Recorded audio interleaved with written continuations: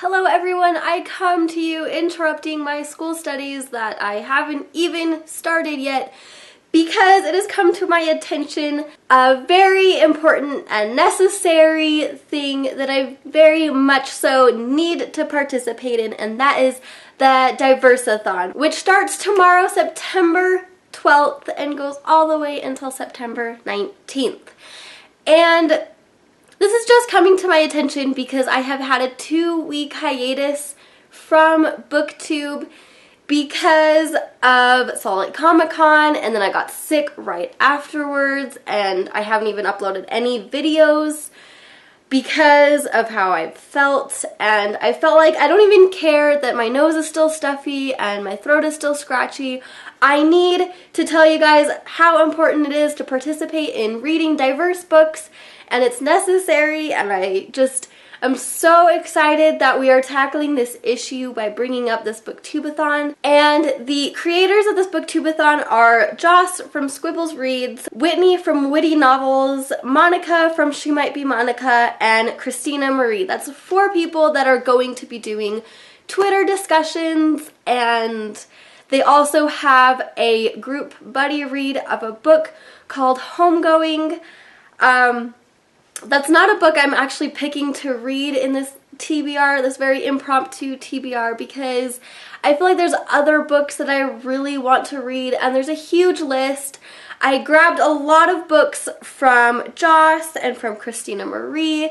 I've also grabbed books from this amazing Google document that lists a bunch of diverse book recommendations that I'm going to list everything down below so you can go and check it out. And I highly encourage you all to participate in this readathon.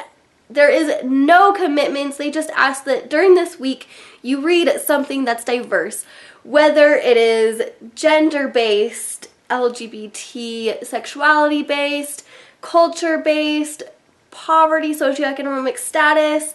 Anything can count as long as it's more diverse than this white heteronormative thing that is widely publicized, and it's huge in most books that are recommended on BookTube and in most books that are highly publicized in general. So I have picked 6 books that I want to eventually read this year, but I'm at least going to pick up 1 book this week and read it and really enjoy the diverse books that everybody will be talking about, especially on Twitter as they do all the group discussions.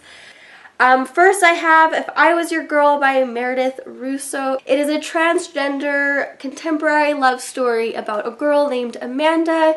Most of the books I actually picked are involved in gender identity and sexuality because I'm very interested in these topics, which also brings me to We Awaken by Calista Lynne. It is an asexual story, and it's basically about a girl named Victoria who has had her father killed in a car accident, and she really hopes to be accepted into a Manhattan dance conservatory, and she meets an otherworldly girl named Ashlyn who conjures pleasant dreams for humans, and they both battle this identity of asexuality. The next book I specifically heard about from Christina Marie, and that is 7 Ways We Lie by Riley Redgate.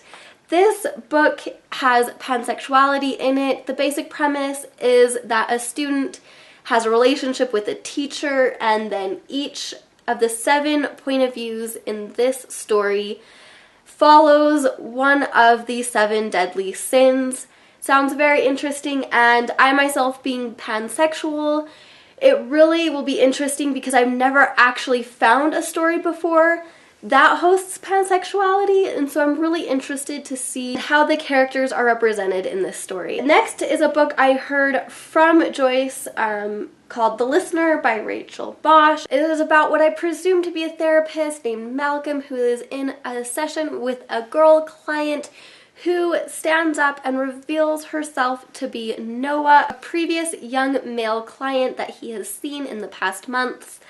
And I hear it's fantastic. Joyce has said really amazing things about this book and it really got me hyped up to read it. And the next two books I have are more diverse culturally. We have The Keeper's Vow by Francina Simone. It is a fantasy novel.